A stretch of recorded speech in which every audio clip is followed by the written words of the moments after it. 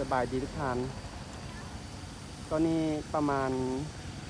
11 โมงนะตอนสวยอยู่ที่วังเวียงตอนนี้คนเศร้าเนาะคนก็เริ่มออกมาเลาะซื้อยุซื้อกินเนาะแล้วก็เที่ยวไปนี่ไปนั่นกันเนาะทางวังเวียงเนาะมันก็เศร้าตั้งแต่10 โมงนะสำหรับวิดีโอนี้เราก็จะอัปเดตให้ทุกท่านเบิ่งเมืองวังเวียงเราเนาะช่วงนี้เป็นจังไดเนาะเขาไปในเขตตัวเมืองพุ่นแหละเนาะทุกท่านนะติดตามรับชมเบิ่งนำกันเลยเนาะเป็นนี่ก็ขายหมากถั่วเหรียญเนาะอยู่แคมป์ทางอันนี้เป็นเส้นทางเลขที่13เหนือ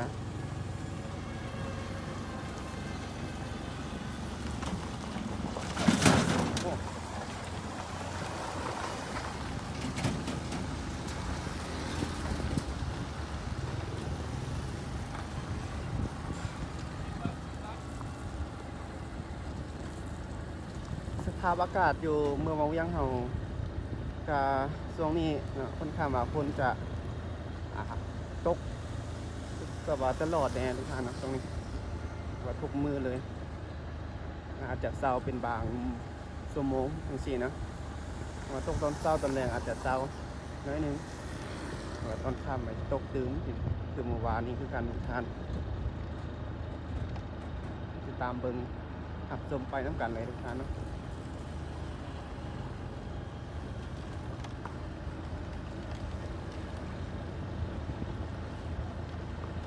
แต่ทุกคนไปใส่มาใส่กันยากเนาะทุกท่าน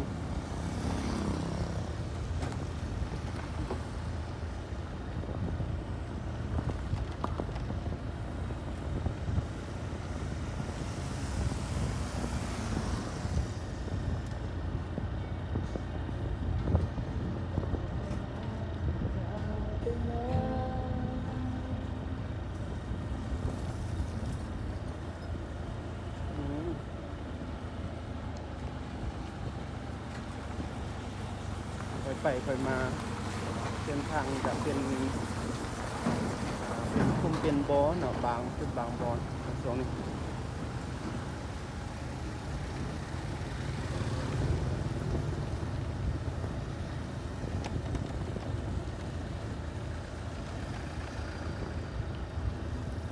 รถจะ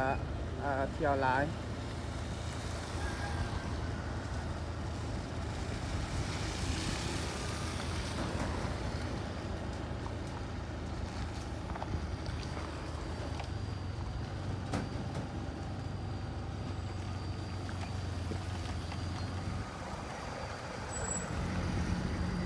สำหรับเมืองวังเวียงเขารถค่อนข้างว่าจะคึกคืนหรือว่า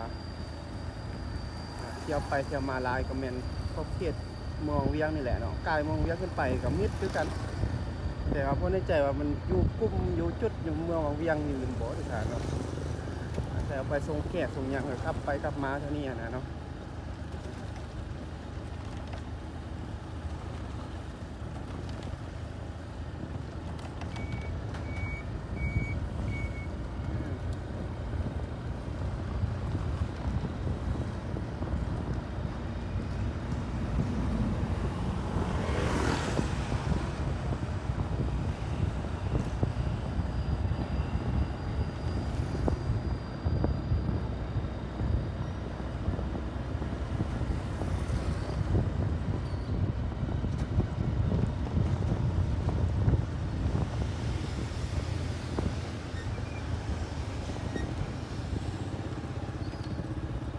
โอ้ยนี่คุมเลิกนะเลย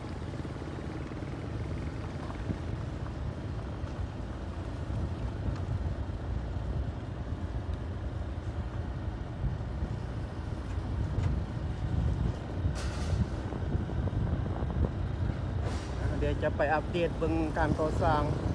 โครงการพลาซาวังเวียงนะ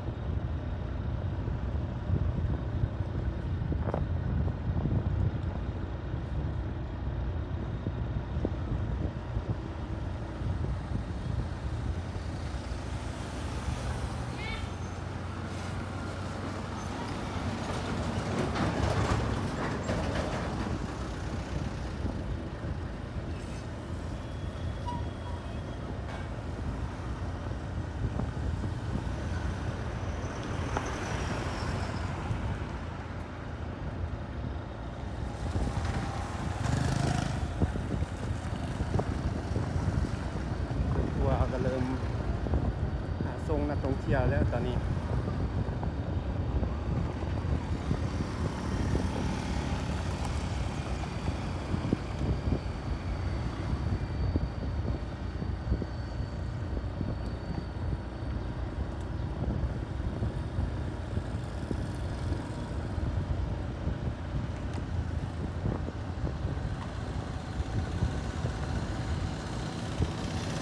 แล้วนี่จะเป็นเขตเดินบินเนาะทุกท่านเดินบินเก่าวังเวียงเราจะเข้าไปทางเขตเดินบินเลยอัปเดตการก่อสร้างเนาะโอ้แถวนี้ก็เริ่มอ่าว่าจุกเตรียมตั้งเสาเลยดิ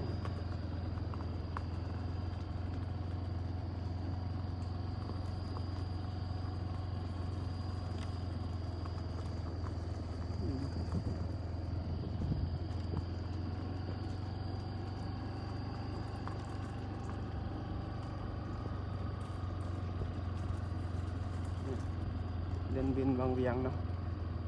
มีโครงการของคนจีนที่เข้ามาสัมปทานมาสร้างอยู่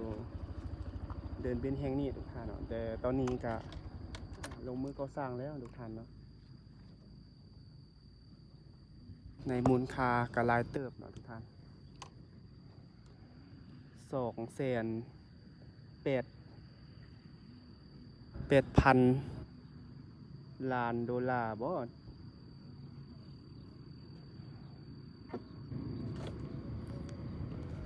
่เข้ามาสร้างอยู่นี่แต่เป็นโครงการขนาดใหญ่แล้วก็เป็นโครงการระดับประเทศเลยเนาะโครงการตัวนี้นี่เพิ่นก็สร้างหมดทุกท่านสามารถเข้าไปเบิ่ง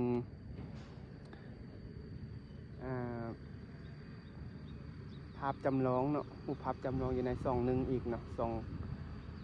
คำตุกทาวโวเนาะทุกท่านเข้าไปเบิ่งซองหนึ่งเนาะคำตุกเคยไปถ่ายภาพจำลองอยู่ในอยู่ในอยู่เขาสเตเขาเอาไว้อยู่ในอันนี้ทุกท่านอยู่ในโครงการเขาเนาะคือว่าอยู่ในเฮือนตัวนั้นเพิ่นว่าจังใดว่าทุกท่านมันเป็นแบบคล้ายๆคือบนเขาเฮ็ดเวียกนั่นแหละอันนี้เขาเขตเดินบินท่านี้เพิ่นจะสร้างมืดเลยทุกท่านเนาะมืดฝากนี่ก็จำหันเลยจำพุ่นเลยจำหัวหันเลยท่านี้ก็จำทางรถเนาะเดี๋ยวเพิ่นจะสร้างอยู่นี่ให้ทุกท่านเฮาได้เบิ่งกันอนาคตนี่เพิ่นจะสร้างจากหลายหลายแนวเลยเนาะแต่ความสูงนี่เพิ่นจะบ่ให้สร้างสูงหลายชั้นทุกท่านเนาะเพิ่นจะสร้างแต่ประมาณ4 ชั้นลงมาเนาะประมาณนั้นแต่ว่าเรื่องความยาวนี่แล้วแต่เนาะจะสร้างแบบใดก็ได้แต่ความสูงเพิ่นบ่ให้สร้างสูงเกินไปหั่นน่ะหลังจากที่เพิ่นสร้างแล้วนี่เพิ่นจะคายพร้อมเนาะคายแล้วก็ให้เซาพร้อมเนาะแล้วแต่ลูกค้าที่จะซื้ออยู่เลยบ่หรือว่าจะเซาอยู่เนาะเป็นเฮ็ดเป็นร้านเป็นที่พักเป็นอิหยังต่างๆสินะทุกท่านแน่นอนทุกท่านได้ฟังแบบนี้แล้วเนาะหลายท่านก็จะว่าถ้าเพิ่นสร้างแล้วจะเป็นจุดเนาะความคิดอันนี้เคยมี FC ที่มาคอมเมนต์มาเนาะว่าถ้าสร้างสำเร็จแล้วเนาะมันก็จะเป็นจุดยูของสแกมเมอร์เนาะทุกท่านตามที่ความคิดส่วนตัวเด้อความคิดส่วนตัวนี่เฮาคิดว่าอาจเป็นไปได้ยากเนาะว่าจะเป็นจุดสแกมเมอร์พออยู่จุดนี้เมืองเวียงมันเป็นเมืองท่องเที่ยวนะถ้าชายุเป็นแบบว่าถือว่าที่อยู่ของสแกมเมอร์นี่น่าจะเป็นไปได้ยากเพราะว่าตำรวจจะไกลไปไกลมาตลอดเนาะและแม่นคนเฮาสมมุติว่านักท่องเที่ยวยังเข้ามาเที่ยวเนาะมันเป็นจุดสแกมเมอร์เขาอาจจะมันก็ต้องอันนั้นอยู่แล้วเนาะมันก็ต้องเป็นแบบสาธารณะสินะท่านมาอยู่คือแบบอยู่แบบบอนที่ว่าบ่แม่นแหล่งท่องเที่ยวนี่เป็นไปได้เนาะบอนที่บ่มีนักท่องเที่ยวเขาเข้ามาเที่ยวแล้วก็บ่มีคนหลายนี่น่าจะเป็นไปได้แต่ว่าอันนี้ นักท่องเที่ยวจะมาเที่ยวตลอดสินะมันเป็นไปบ่ได้ทุกท่านเนาะอันนี้ความคิดส่วนตัวเด้อในทุกท่านมีความคิดอย่างใดก็สามารถคอมเมนต์เข้ามาได้เนาะแลกเปลี่ยนความรู้แล้วก็โอ้ลมกันได้ทุกท่านบ่เป็นบ่ว่าหยังบ่ว่ากันเนาะเดี๋ยวจะพาทุกท่านลงไปเบิ่งจุดเที่ยวเพิ่นสร้างหยังเซาให้เนาะ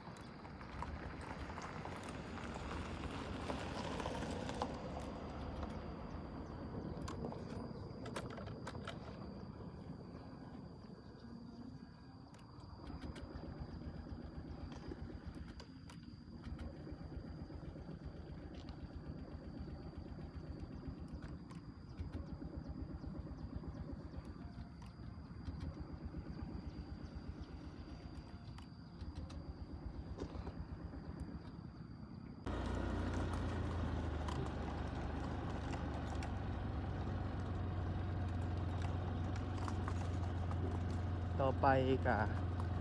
จะมีตึกมีอาหารคาโรงแรมอีกอย่างต่างๆเนาะอยู่บริเวณเขตนี้ในอนาคตคาดว่าน่าจะปี2030เราน่าจะเห็นชมหน้าแล้วเนาะทุกท่าน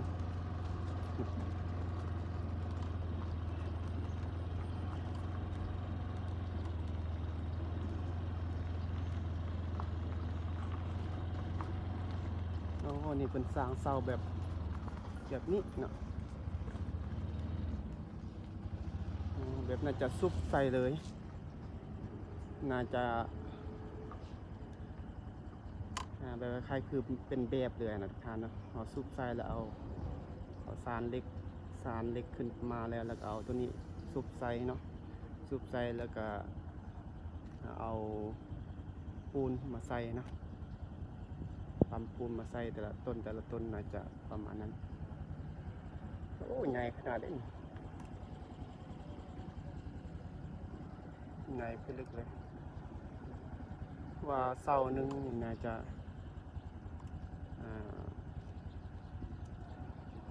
ก็ว่า50 เมตรบอก50 จังตีบอกมา50-60 จังตีนี่แหละทุกท่าน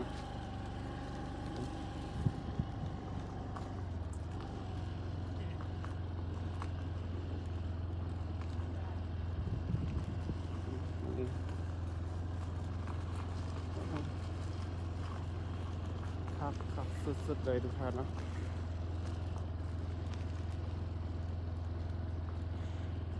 อยู่เขตเดินบิน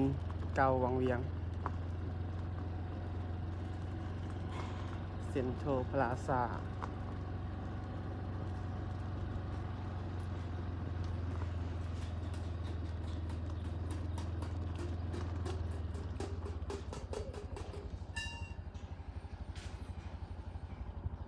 บริเวณเขตนี้แมนเพื่อนให้เสาอยู่สัวขาวเนาะเสาอยู่เฮ็ดหานเฮ็ดยังขายสินะทุกท่านขายเครื่องขายยัง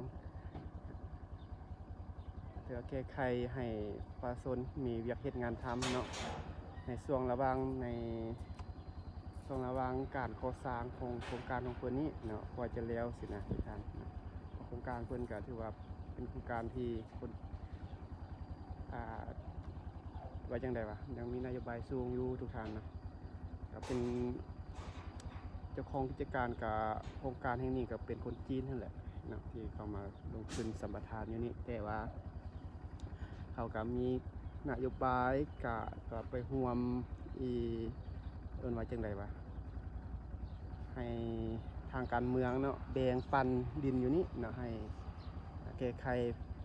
แบบมีค่าเช่าข้าวจะได้มาค่าเครื่องนี้นะทุกท่านการเมืองเพิ่นจะจัดให้ล็อกนึงเท่าใดก็แล้วแต่เมืองว่าเนาะโดยบริษัทเขาบ่ได้เอาจะกีบ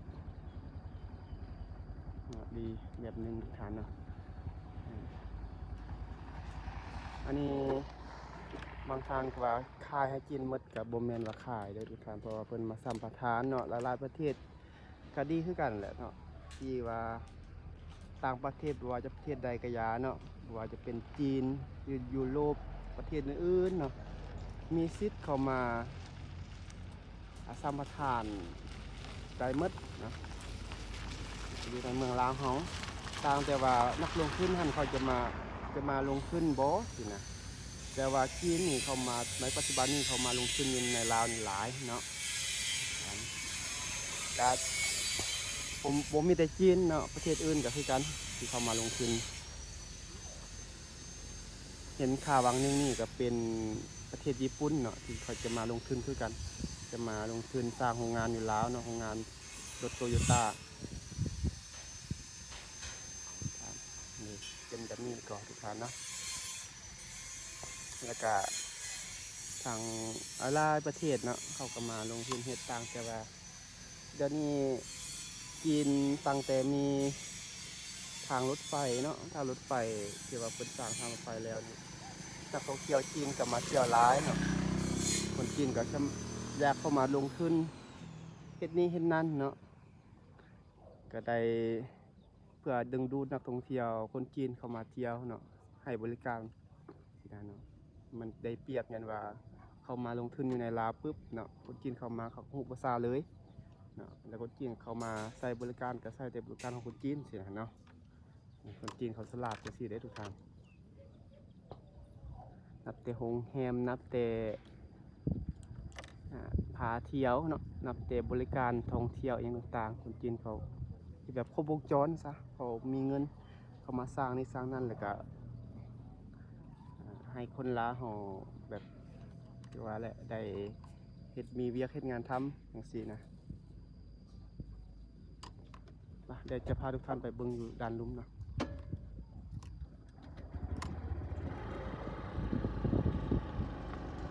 อันนี้เขาก็เปิดทางหน้านี่ก็เปิดแล้วนะเพื่อมาขายแล้วขายอาหารกินสุกนะจังสิมีตังให้นั่งพร้อม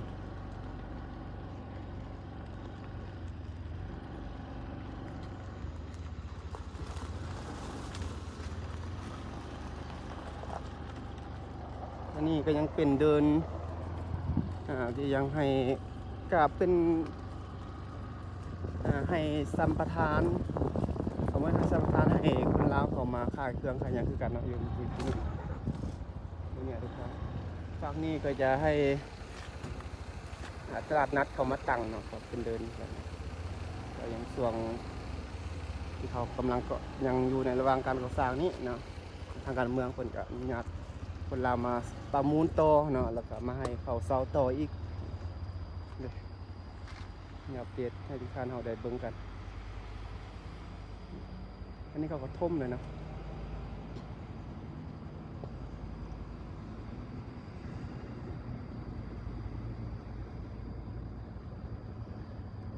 สร้างเป็นตึกเป็นยังขึ้นไป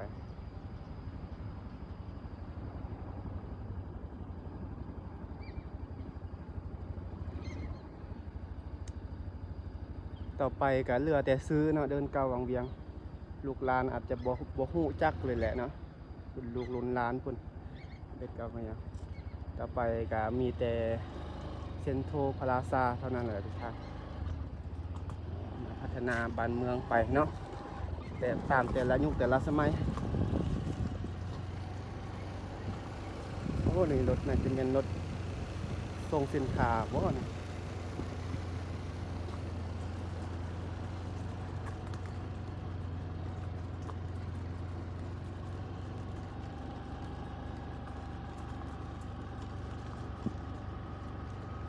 เดี๋ยวจะเข้าไปในเมือง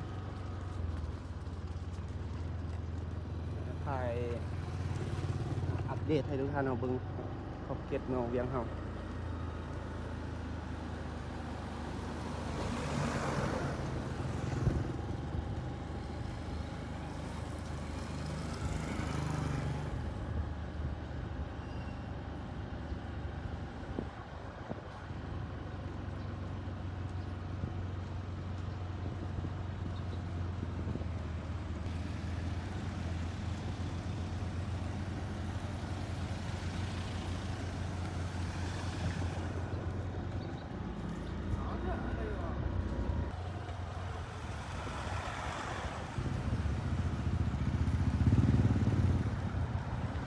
บรรยากาศตอน12 โมงนะตอนนี้กัน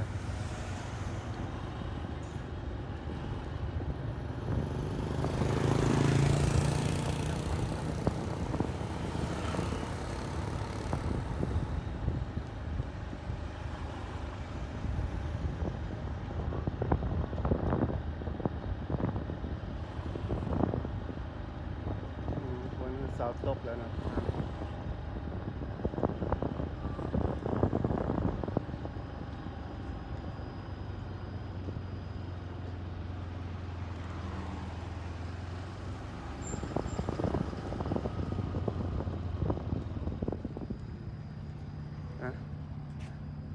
บรรยากาศเขตตัวเมืองวังเวียงมื้อนี้เนาะอันนี้ก็แสนลักอันนี้โอ้งามเรียบงามดีกัน